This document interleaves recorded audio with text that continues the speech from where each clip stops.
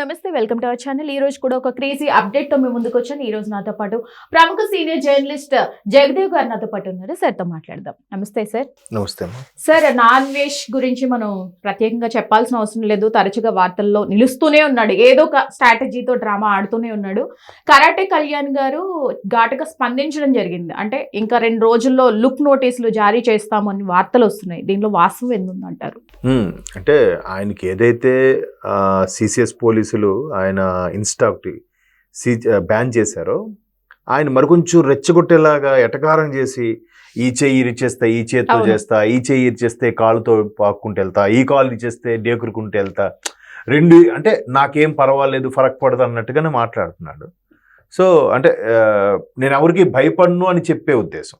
ఇప్పుడు దీని మీద ఏమి రెస్పాండ్ అవ్వకుండా సైలెంట్ కూరుకుంటూ అయిపోయింది కదా. అలా కాకుండా అంటే ఏంటో మరి కొంతమందికి ఒక తలకెక్కేసాక మనం ఏం చేయలేం, ఆ ధోరణిలో బతికేస్తూ ఉంటారు.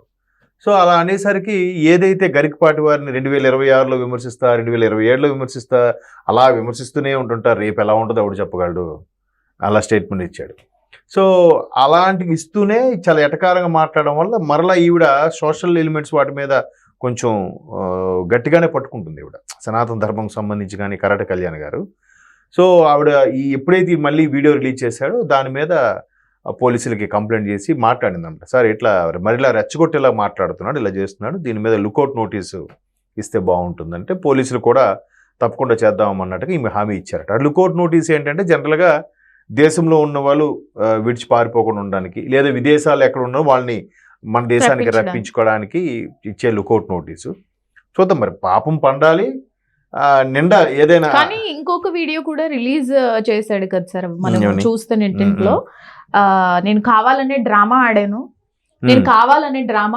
నా అకౌంట్స్ ఏమీ హ్యాక్ అవ్వలేదు, బ్యాన్ అవ్వలేదు అని కూడా వార్తలు వస్తున్నాయి మనం చూసుకుంటే.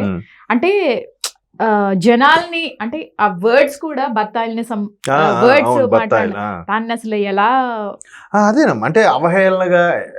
అంటే జనరల్గా చాలామంది సినిమా వాళ్ళు కానీ సెలబ్రిటీస్ ఎప్పుడు కూడా మీరు అబ్జర్వ్ చేయండి, ఫ్యాన్స్ అభిమానులు లేకపోతే మేము లేవనే దీంట్లోనే ఉంటారు ఎప్పుడు కూడా. కాకపోతే ఎప్పుడు కూడా దాన్ని మేము అభిమానుల వల్ల ఇంత అయ్యామని చెప్తారు కానీ ఒకవేళ ఇగో తలకెక్కేసినా కూడా బయటపడరు. ఇంత ఓపెన్గా నిర్భయంగా మాట్లాడడం, విచ్చలవిడిగా మాట్లాడడం అనేది ఉండదు. వీడు అసలు ఏ వేవర్స్ ఏ ప్రేక్షకుల వల్ల ఆ స్థాయికి వెళ్ళాడో చూడకుండా మర్చిపోయి బత్తాయిలు అంటే ఆయన ఏమనుకుంటున్నాడంటే ఒక వర్గం వాళ్ళే నన్ను ఇలా చేస్తున్నారు, మిగతా అందరూ నాకు ఫ్యాన్సే అన్నట్టు ఫీల్ అవుతున్నాడు. కానీ ఆల్రెడీ 1.8 మిలియన్ నుంచి 1.3కి వచ్చేసాడు కదా. సో అలా వచ్చేసేటప్పుడు అర్థం అవ్వాలి కదా, అది కూడా బ్యాన్ చేశారు. నెక్స్ట్ యూట్యూబ్లో చాలా మంది అన్సబ్స్క్రైబ్ చేస్తున్నారంట. దానివల్ల ఆయనకు ఉపయోగం ఏముంది? అంటే మేబీ ఇలా అనడం వల్ల మరికొద్దిగా నా వీడియోలు, పాత వీడియోలు ఏం చేశాడో అని చూస్తారని ప్లాన్ వేసాడేమో. అది కూడా అయ్యుండొచ్చు. అంటే ఇక్కడ వేవర్స్ అది గమనించాలి. ఇప్పుడే నేనేమంటానంటే ఎవరి విషయంలోనైనా కొంత ఆర్జీవీ ఉన్నారనుకోండి, ఆయన కూడా ఒక సరదాగా ఒక ట్వీట్ చేసి కామెంట్ చేస్తాడు, ఎవరో ఏ ఛానల్లో కొట్టుకుంటుంటారా అని చూస్తుంటాడు. అలాగే కొట్టుకోవద్దు, ఎవరు టాపిక్ పెట్టద్దు, ఎవరేం మాట్లాడద్దు, న్యూస్ ఇవ్వద్దు. అప్పుడు ఏం చేస్తాడు ఆయన? మరి ట్వీట్ చేయగలరు, స్టాప్ చేస్తాడు కదా. మన వాళ్ళు అది వినరు. అంటే మేమే ఛానల్ మేమే ఫస్ట్ పెట్టేసాం, మేమే ముందు ఇచ్చేసాం అన్నట్టుగా. అలాంటి వాళ్ళు వదిలేయాలి. ఎవడు టాపిక్ చేయకూడదు, మేమే ఫస్ట్ చేసాం ఎక్స్క్లూజివ్లీ అని ఒక వాటర్ బగ్ వేసేయడం. సో అలా చేయకుండా ఉంటే, ఇలాంటి వాళ్ళకి కూడా అలా చేయకుండా ఉంటేనే అప్పుడు వాడు ఎన్ని కామెంట్స్ ఏం చేసినా ఎవడు వైరల్ చేయొద్దు, ఎవడు చూడొద్దు. అప్పుడు ఏమవుద్ది? అరే ఇవాళ జనాలు ఎలా ఉన్నారంటే గుడ్ ఆర్ బ్యాడ్ జనాలకు వెళ్ళిపోవాలి. సో మ్యాక్సిమం బ్యాడ్ అయితేనే త్వరగా వెళ్తాం. అదే కదా కాన్సెప్ట్. అక్కడ అదే ప్లే చేశాడు, మన వాళ్ళందరూ ఫాలో అయిపోతున్నారు. అరే అర్థం చేసుకోండి, ఎవరిని ట్రోల్ చేయొద్దు, ఎవరిని ఏం చేయొద్దు, వాడు వీడియోస్ ఎవడు చూడొద్దు, అంతే. అది ఇచ్చే పనిష్మెంట్ అది. అంతేగాని మళ్ళీ రే ఇది ఇలా అన్నాడంటే ముందు వీడియోస్ ఏమన్నాడో చూద్దాం అని అనుకుంటారు కదా.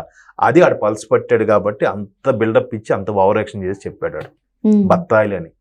సరే ఆడు బత్తాయి అవుతాడో ఎవరు అవుతాడో చూద్దాం. లాస్ట్ కి అదే క్రష్ చేసుకోవాలి. చూద్దాం సార్ మరి కేసు ఎలా డీల్ చేస్తారు అనేది. ఫైనలీ పట్టుకోవాలని కోరుకుంటున్నారు అందరూ. అయితే థ్యాంక్ యూ సార్.